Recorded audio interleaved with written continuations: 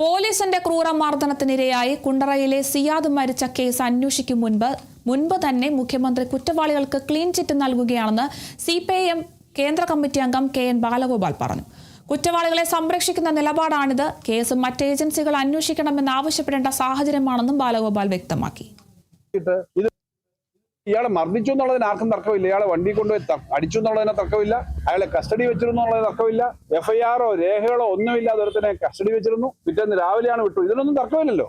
SP ഉൾപ്പെടെയുള്ള ആളുകൾ ഞങ്ങളോട് പോയി സമരം ചെയ്യുന്ന സമയത്ത് ഞങ്ങളോട് സംസാരിച്ചാണ്. അത്രയും ഇല്ലീഗലായ കാര്യങ്ങൾ നടത്തിയിട്ട് ഇത് വേറൊരു കാര്യം പറയുക എന്ന് പറഞ്ഞാൽ നാളെ ഇതേപോലെ കള്ളക്കേസുകൾ ഉണ്ടാക്കാനും കൃത്രിമ കേസുകൾ ഉണ്ടാക്കാനും ഒക്കെ പോലീസിന് പിന്തുണ കൊടുക്കുന്ന സമീപനമല്ലേ മുഖ്യമന്ത്രിയുടെ ഭാഗത്തുനിന്നുണ്ടായത്?